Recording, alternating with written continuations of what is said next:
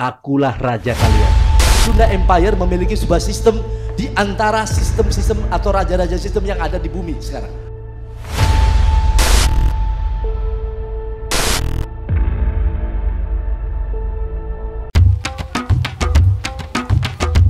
Bagaimana orang seperti Rangga Sasana bisa meyakinkan 1000 orang lebih untuk percaya sama apa yang dia katakan? Ya, bener banget. Kali ini Business Hack akan bahas tentang Rangga Sasana, Sekretaris Jenderal dari Sunda Empire yang beberapa waktu lalu bebas dari penjara. Oke lah, kita pasti sebagai orang yang waras, kalau melihat Rangga akan langsung berpikir, wah, ini orang gila, orang aneh. Ini sih, orang halu. Tapi di sisi lain, pria ini mampu meyakinkan 1000 orang lebih untuk mengikuti dan mendengarkan perkataan dia loh. Coba deh dipikir, apa semua orang bisa meyakinkan 1000 orang lebih untuk percaya sama apa yang kita katakan? Apakah kita, orang-orang yang menertawakan Rangga Sasana, bisa meyakinkan 1000 orang lebih untuk mengikuti kita? Apakah kita berani jika ditantang untuk mencoba meyakinkan orang lain supaya mendengarkan kita? Kalaupun berani, apakah kita bisa? Nah, sekarang coba kita pikir lagi. Berapa banyak pemimpin perusahaan yang tidak didengarkan oleh karyawannya? Berapa banyak pemimpin yang tidak mampu memimpin? Atau bahkan memimpin tim kecil saja mungkin tidak bisa. Orang tidak mau mendengarkan kita walaupun mungkin ide-ide kita sangat brilian. Namun nyatanya, kita tidak mampu menyampaikan atau menggerakkan tim kita supaya mengeksekusinya. Kalaupun dieksekusi, tim tidak melakukannya dengan sepenuh hati. Karena mereka tidak percaya dengan pemimpinnya. Mereka melakukannya hanya karena keharusan atau kewajiban. Sementara, pekerjaan yang dikerjakan dengan setengah hati pasti tidak akan berakhir dengan baik. Nah, begini. Ada satu hal yang mau Business Hack bahas mengenai Rangga Sasana yang bisa kita terapkan di dalam bisnis loh. Hah? Emang ada? Apaan? Itu pasti yang muncul di pikiran kita. Saya tanya, apa hal yang paling penting di dalam membangun bisnis? Salah satu hal yang paling penting di dalam membangun bisnis adalah kepemimpinan atau leadership.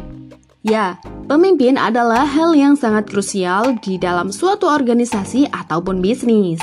Ada ungkapan yang bilang, it's not about the gun, it's man behind it. Ini bukan soal apa senjata alias bisnisnya, tapi soal siapa orang di belakangnya. Masalahnya, menjadi pemimpin saja ternyata tidak cukup. Apa yang membuat Steve Jobs mampu membawa Apple menjadi perusahaan terbesar di dunia? Apa yang membuat Jack Ma mampu membawa Alibaba bisa menguasai pasar barat, bahkan mengalahkan eBay?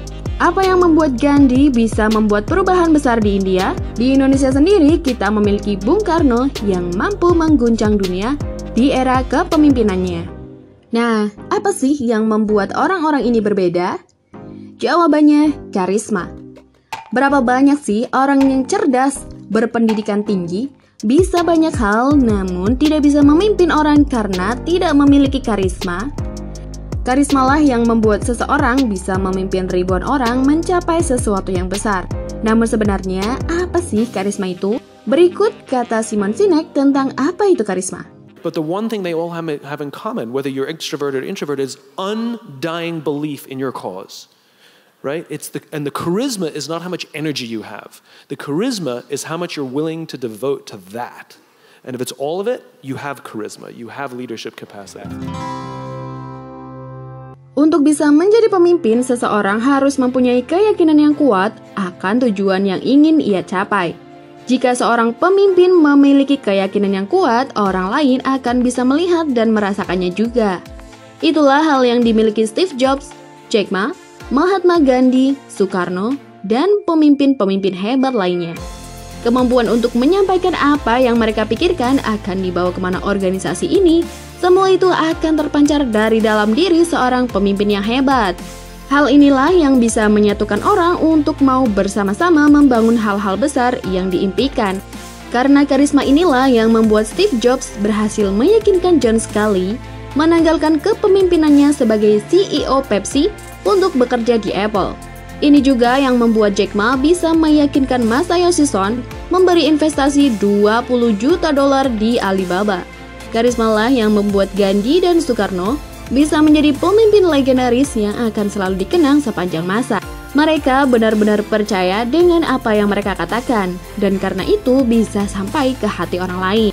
Karisma itu jugalah yang dimiliki Rangga Sasana. Dimanapun dia diundang, dia selalu tampak percaya diri menyampaikan hal-hal yang dipercayai. Ditertawakan, direndahkan, tapi nyatanya tidak berhasil menghilangkan rasa percaya dirinya. Tidak ada rasa ragu sama sekali di matanya ketika apa yang dia percayai dipertanyakan orang lain.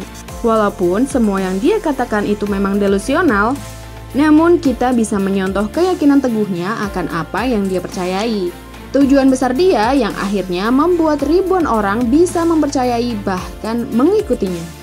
Karisma memang bisa menjadi sebuah hal yang sangat luar biasa jika dimiliki oleh orang yang tepat.